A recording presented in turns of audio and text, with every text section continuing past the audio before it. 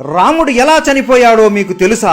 రామనవమి ఎందుకు జరుపుకుంటారో ప్రతి ఒక్కరికి తెలుసు. కానీ రాముడు ఎలా ఈ లోకాన్ని వదిలి వెళ్లిపోయాడో చాలా మందికి తెలియకపోవచ్చు. లక్ష్మణుడు ఎలా చనిపోయాడు? హనుమాన్ని మోసం చేసి రాముడు ఈ లోకాన్ని ఎందుకు వదిలిపెట్టి వెళ్లిపోయాడు? హనుమాన్ ఇప్పుడు ఎక్కడ ఉన్నాడు? ఇవన్నీ ఈ రోజు వీడియోలో తెలుసుకుందాం. ఈ వీడియో ప్రతి ఒక్క రామ భక్తుడు మరియు హనుమంతుడు భక్తుడు చూడాలి. వీడియో చివరి వరకు మిస్ అవ్వకుండా చూడండి. రాముడు రావణుడిని చంపివేశాడు. ఇక త్రేతాయుగం ముగిసే సమయం వచ్చింది. రాముడు అవతారం చాలించాల్సిన సమయం రావడంతో శివుడు బ్రహ్మదేవుడు ఇద్దరు యమధర్మరాజుని నీవు రాముడి దగ్గరికి వెళ్లాల్సిన సమయం వచ్చింది అని చెబుతారు. కానీ యమధర్మరాజు ఎంత ప్రయత్నించినా రాముడి దగ్గరికి కాదు కదా, కనీసం రాజ్యం దగ్గరికి కూడా రాలేడు. ఎందుకంటే సాక్షాత్తు ఆ మహాదేవుడి రూపం అయిన హనుమంతుడు ఎల్లప్పుడూ రాముడి పక్కనే రక్షణగా ఎవ్వరిని దగ్గరికి కూడా రానివ్వకుండా కాపలా కాసున్నాడు. ఒక రోజు రాముడికి శివుడు కలలోకి వచ్చి నీ అవతారం చాలించే సమయం వచ్చింది రామా, యముడు నీ రాజ్యం బయట ఎదురు చూస్తున్నాడు, కానీ నీ ప్రాణానికి హనుమాన్ అడ్డుగా ఉన్నాడు అని అంటాడు. అప్పుడు రాముడికి అంతా అర్థమయ్యి మరుసటి రోజు రాముడు సీత ఇచ్చిన తన ఉంగరాన్ని తీసుకుని ఒక రంధ్రంలోకి వేసి హనుమాన్ని పిలుస్తాడు. హనుమా, సీత ఇచ్చిన ఉంగరం పొరపాటున ఈ రంధ్రంలో పడిపోయింది, దయచేసి నువ్వు వెళ్లి నా ఉంగరాన్ని కనిపెట్టి తీసుకుని రాగలవా అని అడగగా, ప్రభు అంతేనా, దీనికి మీరు నన్ను ఇంతగా అడగాల, మీరు ఆజ్ఞాపిస్తే చాలు, నేను వెళ్లి తీసుకుని వస్తాను, అలా వెళ్లి ఇలా తీసుకుని వస్తాను ప్రభు అని అనగా హనుమాన్ తన శరీరాన్ని ఒక చీమ అంత చిన్నగా మార్చుకొని ఆ రంధ్రంలోకి దూరుతాడు. అలా వెళుతూ వెళుతూ ఆ రంధ్రం పాతాళ లోకానికి దారి తీస్తుంది. అక్కడ నాగలోకానికి రాజు అయిన నాగరాజు ఉంటాడు. ఆయన దగ్గరికి వెళ్లి నమస్కరించి, నాగరాజా, నా రాముడి ఉంగరం ఒక రంధ్రంలో పడి ఈ పాతాళ లోకానికి వచ్చింది, ఆ ఉంగరం ఎక్కడ ఉందో మీకేమైనా తెలుసా అని అడగగా, ఓహో రాముడి ఉంగరమా, నాకు తెలుసు, ఇక్కడ ఉంది, నాతో రండి అని హనుమాన్ని వెంట తీసుకుని ఒక గృహలోకి తీసుకుని వెళతాడు. ఈ గృహలోనే ఆ ఉంగరాలు ఉన్నాయి అనగా, ఉంగరాలా, నాకు కావాల్సింది నా రాముడి ఉంగరమే కదా అని లోపలికి వెళ్లి చూడగా హనుమాన్ ఆశ్చర్యపోతాడు. ఆ గృహ లోపల ఒకటి కాదు, రెండు కాదు, మూడు కాదు, కొన్ని లక్షల కోట్ల బంగారు ఉంగరాలు ఉంటాయి. హనుమాన్ నవ్వుకొని, నాకు తెలియదా నా రాముడి ఉంగరం ఏదో అని వెతకడం మొదలు పెడతాడు. అయోధ్యలో హనుమంతుడు లేడు అని తెలుసుకొని ఇదే మంచి సమయం అని యముడు రాముడి దగ్గరికి వెళ్లి, రామా, నీతో ఈ రోజు ఏకాంతంగా చాలా ముఖ్యమైన విషయం మాట్లాడాలి, మనం మాట్లాడుకునే సమయంలో ఎవరైనా మధ్యలో వస్తే వారికి మరణదండన ఇవ్వాల్సిందే అని అనగా రాముడు లక్ష్మణుడిని పిలిచి, ఈ బాధ్యత నీదే లక్ష్మణ, ద్వారం దగ్గర ఉండి లోపలికి ఎట్టి పరిస్థితుల్లోనూ ఎవ్వరిని పంపించకు అని ఆజ్ఞాపిస్తాడు. సరే అన్నా అని లక్ష్మణుడు ద్వారం దగ్గర నిలబడుకొని ఉంటాడు. లోపల యముడు రాముడితో ఇలా అంటాడు, స్వామి, శివుడు మరియు బ్రహ్మ ఆజ్ఞ వలన నేను ఇక్కడికి వచ్చాను. మీరు ఈ రాముడి అవతారానికి ఉన్న కార్యం ముగిసింది. ఇక మీరు విష్ణు రూపంలోకి మారి వైకుంఠానికి రండి, లక్ష్మీదేవి మీ కోసం ఎదురు చూస్తూ ఉంది అని అనగా రాముడు నవ్వుతూ సరే యమా అని అంటాడు. ఆ సమయంలోనే మహాకోపిష్టి అయిన దుర్వాస మహర్షి రాముడితో మాట్లాడడానికి అక్కడికి వస్తాడు. కానీ లక్ష్మణుడు, స్వామి, ఇక్కడ రాముల వారు ఏకాంతంగా ఉండాలి అనుకుంటున్నారు, మిమ్మల్ని ఇప్పుడు లోపలికి పంపలేను అని అనగా దుర్వాస కోపంతో, నేను ఇంత దూరం నుండి రాముడితో మాట్లాడడానికి వస్తే నన్ను లోపలికి పంపకుండా అడ్డుకుంటావా?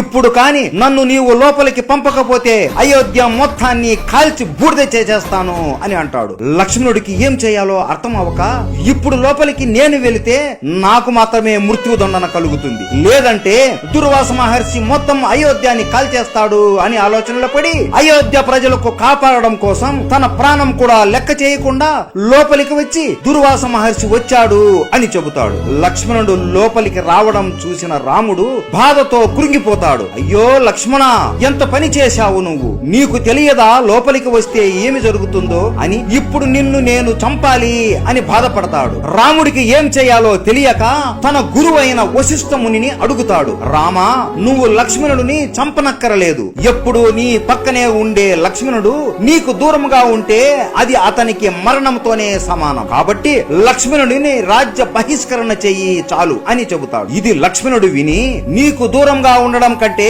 చనిపోవడమే మేలు కదా అన్నా అని సరయూ నదిలో జల సమాధి అయిపోతాడు. ఇది చూసి అతని భార్య ఊర్మిళాదేవి కూడా జల సమాధి అయిపోతుంది. ఈ రెండు మరణాలను ఉంగరాలను చూసి రాముడు బాధతో కురింగిపోతూ నేను కూడా జల సమాధి అయిపోవాలి అని సరియు నది తీరం దగ్గర నిలబడుకుని ఉంటాడు. ఇదే సమయంలో పాతాళ లోకంలో హనుమంతుడు ఏ ఉంగరం చూసినా నా రాముడి ఉంగరం లాగానే ఉంది అని వెతికి వెతికి అలిసిపోయి, ఓ నాగరాజా, ఏ ఉంగరం చూసినా రాముడి ఉంగరం లాగే ఉంది, అసలు ఇన్ని ఉంగరాలు ఇక్కడికి ఎలా వచ్చాయి అని అడుగుతాడు. అప్పుడు నాగరాజు ఇలా వివరిస్తాడు. త్రేతాయుగంలో విష్ణు రూపమైన రాముడు జన్మిస్తాడు. ఎప్పుడైతే ఒక బంగారు ఉంగరం పాతాళ లోకంలో పడుతుందో దాన్ని వెతుకుంటూ ఒక వానరం వస్తుంది. అప్పుడు భూమిపైన రాముడు అస్తమిస్తాడు. దాంతో త్రేతాయుగం అంతమవుతుంది. హనుమ, ఇక్కడ ఇన్ని ఉంగరాలు ఉన్నాయి అంటే ఇన్ని సార్లు రాముడు అస్తమించాడు, అన్ని త్రేతాయుగాలు ముగిశాయి అని అర్థం. జీవితం అంటే ఒక చక్రం హనుమ.